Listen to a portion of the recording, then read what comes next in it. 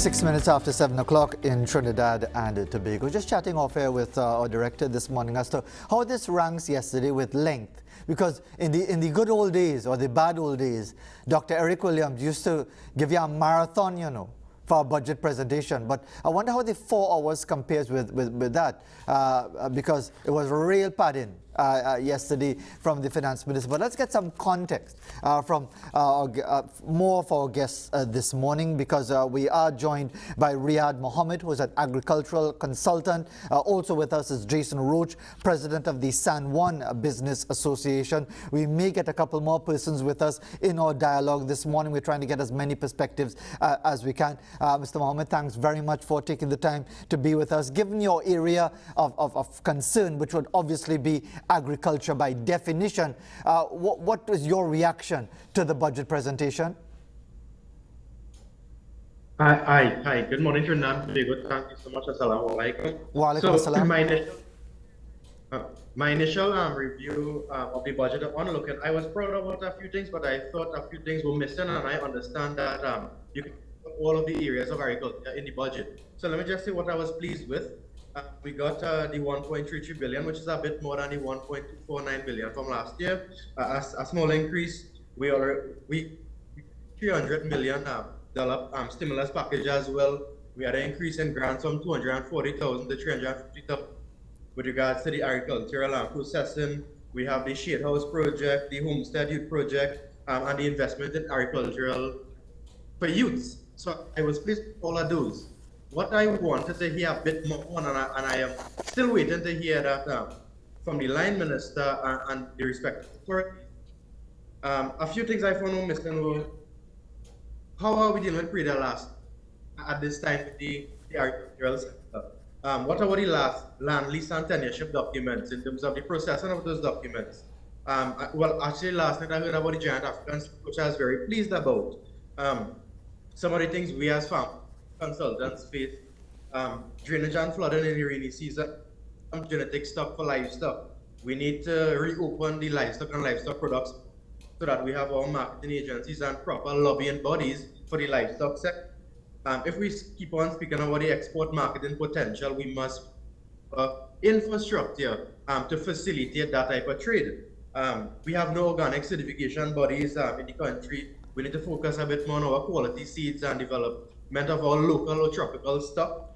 I always talk about accurate and honest data collection. I don't think we have that to this date in the agricultural sector. And that's why we have a full review of budget allocation on a yearly basis. The true representation of the sector is not done as it should be. We'll continue our discussion in a moment, Mr. Mohammed, because I'd like to get your reaction to what we heard from the Prime Minister subsequently in justifying the way the agriculture sector was represented by saying it's primarily private sector driven rather than government driven. So don't look for no big allocation for agriculture, and don't interpret that as ignoring agriculture. But we'll get to your perspective in a moment. Let's hear from someone in the business sector now. We have Jason Roach, president of the San Juan Business Association. Mr. Roach, thanks very much as well for taking the time in our brief dialogue this morning. Your reaction to what you heard yesterday. Good morning to you. I believe our reaction is that we were very pleased to see that the government has closed the gap on the deficit that they have been running, right? I believe that is down to, well, it has been cut by 7.66 billion, right? That is very welcoming. We are very pleased to hear the payments that are allocated for the Ministry of Health for those healthcare workers during the COVID program, as well as signals to boost the construction. I believe that these signals could lend to stimulating the economy, and we really have to be hopeful that based on the projections that the government has made on the 9.25% price per barrel, that we could really maintain the revenue that's been projected to match the expense profile. And as you talk about that, and before we go to our next guest, the Minister in the Ministry of Finance, Brian Manning, who's just joined us for our discussion, I should mention that the Energy Chamber has issued a release expressing pleasure with some of the incentives that have been offered. Let me just read a bit of it. The Energy Chamber welcomes measures put in place by the Ministry of Finance to improve the fiscal environment under which upstream energy sector companies operate in Trinidad and Tobago. The reductions in the SPT, which is the Supplemental Petroleum Tax rates for new wells in marine fields, and the extension and expansion of the changes introduced in 2020 for small onshore producers are welcomed and will help the economics of new investments in oil projects. So certainly the Energy Chamber sounds very upbeat. And with that, let me introduce Minister Brian Manning to the discussion. Minister, there will be always a situation where there'll be different competing narratives in a budget presentation. But just in the way it was presented, Minister, 4 hours long, lots of context and so on. But as far as dealing with the immediate challenges of citizens of Trinidad and Tobago, the most vulnerable citizens of Trinidad and Tobago, do you think this budget addressed that? Good morning to you, sir.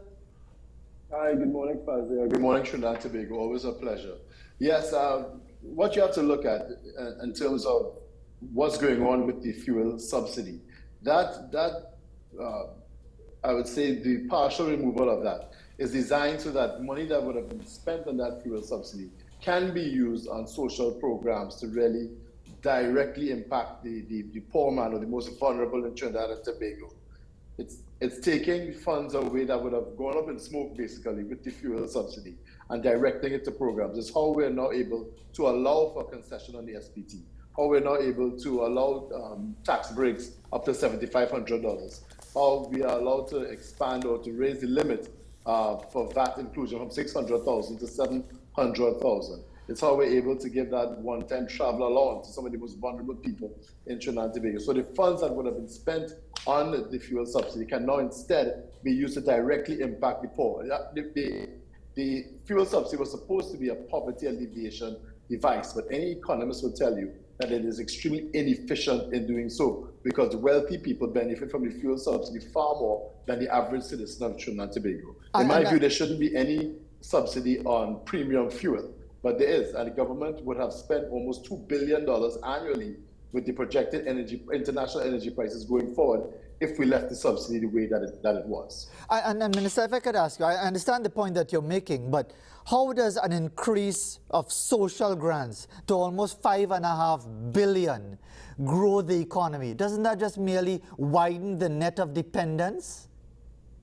Not dependence. Those grants go to some of the most vulnerable persons.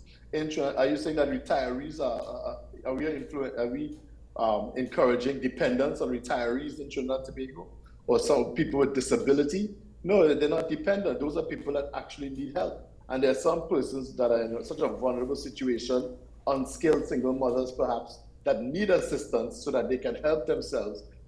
We're giving them a hand up to have some upward mobility from the situation that they find themselves in. So no, it is not dependency. We are actually providing for persons that need that type of assistance. Point taken. Let's move back to Riyad Mohammed, agricultural consultant, in relation to what we heard post-budget immediately from the Prime Minister justifying the allocation by saying, look, agriculture, private sector, more than government-driven. Your perspective? All right, so I do agree with the public-private partnerships for sure. What I want to say, I do also agree with the private sector driving the food production and nutrition security initiative. What we need really from the public sector is just the proper policies and procedures and certification process within the ministry itself and the associated bodies to drive that process through. However, on the private sector side, you would also hear the complaint of the efficiency in the public sector. And on the public sector side, you will all get the lack of resources from from these allocations. So there's always a constant struggle. But I believe when we mesh all the stakeholders, the public sector, the private sector, and the education bodies, we will have that proper impact we're looking for. I believe we've just been joined by Martin George as well. We really have so many different perspectives in very little time, but we're trying to get in as many points of view as we can. Martin George, attorney at law, representing the business community as well in the Sister Isle, Tobago. Martin George, just confirming that you're there with us, please. Yes, hi. Good morning to you, Fazil. Good morning, Riyadh. Good morning to all your other guests. Indeed. And again, please forgive us for just seeking your views in a very short and brief context because of the time allocation. But could I get your reaction to what you heard from the budget presentation and what immediately stuck out for you? Well, the thing is, Fazil, what stuck out for me is the fact that it appears that we are just really maintaining a holding pattern here in this budget. We are not seeing any plan that the government has rolled out in terms of long-term economic sustainability and viability for Trinidad and Tobago. So this is not something where we can say, well, look, this is a roadmap to, where we are going in, 2030, 2035, nothing of the sort. It really is just basically trying to survive. That's what it appears to be. I mean, granted, we are in difficult economic times, we recognize that, but one would have still liked to see, notwithstanding that the government would have at least put forth some plan showing the nation that, look, okay, we are taking step one is going to get us to this point, then step two is going to get, so even when people are faced with the economic hardship of the increased fuel prices, the increased airfare between Trinidad and Tobago, the increased ferry ticket, they would at least understand that, okay, this is the plan that we are going with. But what you really got, I mean, the sense that you really got is, well, hey, look, we are lucky to be here, so let's hold our position, which is good in a sense. But you also want to see some idea as to where we are headed economically. Look, for instance, for our crisis with foreign exchange. We have suggested as the Tobago Business Chamber repeatedly that a simple solution would be for the government to repeal the Foreign Investment Act, which is going to bring lots of direct foreign investment into Tobago, which would then spill off into Trinidad. And, for no good reason, that archaic and anachronistic piece of legislation still remains on the books. We've had, clients who have said that, look, for instance, the port of Scarborough needs to be developed. There was a group of Chinese investors who were looking at setting up some factories in Tobago. And because of the limitations of the port of Scarborough, they had to actually abandon their plans, because when they looked at it and they said, listen, we cannot accommodate ships of this size to bring the raw material or to take the finished goods out, because then they'll have to break it up into smaller packages to accommodate smaller ships when they consider the manpower requirements, the labor, the sometimes staff shortages, machinery failure. They said, no, it just doesn't make sense. So we have to understand, Fazil, that while we are happy that we have not gone to the IMF as Barbados and other islands, we also need to see some clear guidance as to our economic future. Where are we headed? Okay, Jason Roach of the San Juan Business Association, you talked about being encouraged by certain measures presented in the budget presentation. What about crime? From a business community point of view, were you happy with the references to national security and initiatives and so on? Do you think they met the requirements as far as you are concerned, Mr. Roach?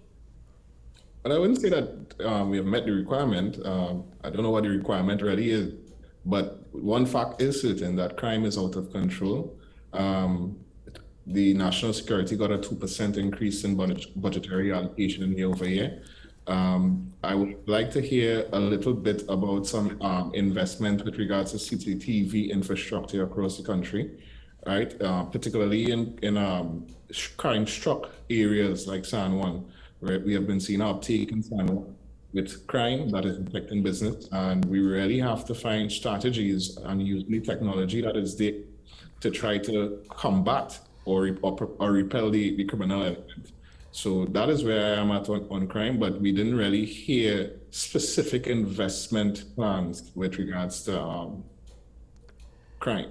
And I suppose when you asked the question yourself just a short while ago as to what would be the thing to hear about national security or fighting crime, I suppose precisely that, Mr. Roach.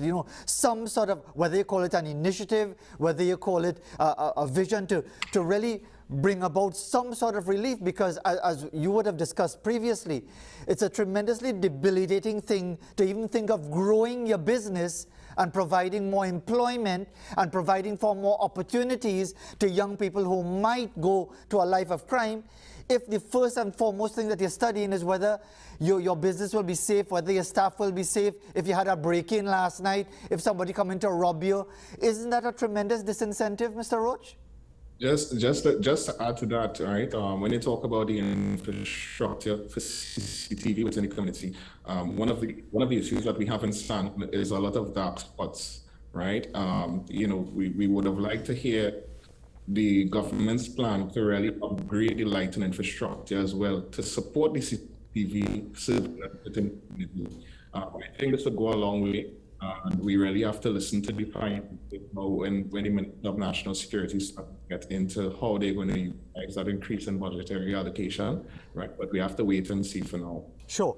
Minister Manning, of course, a budget presentation is never going to answer all of the issues, address all of the issues fundamentally, notwithstanding the 4-hour presentation from the Finance Minister yesterday. But when you hear these concerns about areas not being addressed, notwithstanding the political games, what is your perspective? Because, of course, being in the Ministry of Finance, I'm sure you would have had some involvement in the process of presenting the budget. First, let me respond to my friend from Tobago. I'm not sure how we can say that we don't have a plan. We've had a roadmap to recovery, Vision 2030, also the PSIP, and we continue along that path to development. Also, Tobago has received heavy investments in the past few years, even a larger budget this year than last year. The overall budget is larger this year than last year, and that is because we are investing in infrastructure, investing in local government. We've expanded GATE to invest in our people, and that is to prepare our economy to be more attractive for foreign direct investment. Tobago has received several hotels that are for also foreign direct investment. There's a building of a marina in Tobago to take advantage of Tobago's competitive advantage of existing outside of the hurricane belt. There's also been concessions for smaller businesses in Tobago to access soft loans, aid in their development. Tobago is prime. What I would ask for the private sector in Tobago is to get more involved and not to sit back and wait on the government to lead the direction of Tobago. Tobago is prime for various types of tourism. In terms of diversification and doing business, you must have a competitive advantage. What prevents Tobago from getting involved in medical tourism, which is a form of tourism that is a non-cyclical business? But there are too many private sector interests and business people in Trinidad and Tobago who do not have an entrepreneurial mindset. They are simply waiting for government to do things so that they can look for a contract or look for some other way to make easy money instead of actually taking risk and investments that will bear fruit in the future. That's a fair point, Minister, but could I ask you immediately, and you referenced medical tourism. Is Tobago equipped to provide first world medical services, one, and two? Let me explain. Let me finish. And two, how do I get to Tobago? Let me explain exactly what I mean by that. Access to Tobago, we have ferries, flight, we have an international airport that we've been trying to complete, and there are several persons in Tobago who have been obstructing that process. That expansion of the A&R Robinson International Airport is going to bring tremendous relief to Tobago and increase tourism. But when I say medical tourism, for instance, it's like the Hyatt Hotel model, where say you partner with an international health provider like a Johns Hopkins. They would manage the facility. It would expand the number of surgical theaters within the country and also the access to medical professionals. And what Trinidad and Tobago has in terms of competitive advantage in healthcare tourism is that we have an actual medical school that produces quality professionals. So you have, say, a hotel designed like the Hyatt, but managed by a Johns Hopkins. So they would attract patients from Europe, United States, and so on, where healthcare costs are out of control. They would come to Tobago for maybe elective surgery, managed by Johns Hopkins, maybe for a week or so. They would spend their money in Tobago, and then they would return to where they come from. But we Minister, need more how do you respond? Of the box thinking from Tobago private sector to get involved in more meaningful and substantive economic projects. But Minister, but how do you respond to that? I need to deal with this, because the point is, Mr. Manen is seeking to suggest that it's lack of initiative by the Tobago private sector. First of all, let's understand, it's Trinidad and Tobago. There's not Mr. enough Manen, initiative. I did not interrupt you. Could you please allow me? Thank you. Sure. Let's be polite. Thank you. Okay. All right. It's Trinidad and Tobago. So investments in Tobago are not just by Tobago businessmen. You have lots of Trinidadians who come and invest in Tobago. We of the Tobago Chamber have always promoted the idea of self-sufficiency and entrepreneurship. And what we have said is that the role of government is to create that enabling environment so that businesses can thrive. Look at the example I gave with the port. You cannot have private citizens taking over the port of Scarborough and saying, well, we are going to do the development. There are rules, there are regulations, there's legislation that prevents that. So don't try to, Fazil told you, let's not get the political flavor in it. Let's look at it realistically and practically in terms of what is needed. Okay, so I mean, when you talk about development of infrastructure for the port, that's not a private sector issue. When you talk about the problems with the ferry back and forth between Tobago and Trinidad, that's not a private sector issue. A private sector group cannot just tomorrow decide, look, I'm going to start an inter-island ferry. You need permissions, you need the maritime services to get involved, you need lots of government and regulatory approvals. So let's understand what we're talking about and what we're dealing with. And while we say that, yes, we understand that, okay, for instance, the airport is being built, yes, and we're glad for that, let's realize that building a new airport alone is not going to give you the airlift. You have to create the demand first, and then you will get the airlift coming, which is why we of the Tobago Chamber, and I particularly, Fazil, you could testify to this, I've been in full support of the Sandals project, which was touted by the government, and we were in full support of it because we recognize the value that that would have brought, because that would have attracted persons. Then you would have the airlift, then you'd be able to fill the front of a plane because you have sufficient high quality visitors coming, and then now your international airport will be matched with that. So when I say that I'm not seeing the plan, Mr. Manen, understand what I'm saying. We know that there are the Vision 2030 plans. We know that there are all the plans that the government has laid out.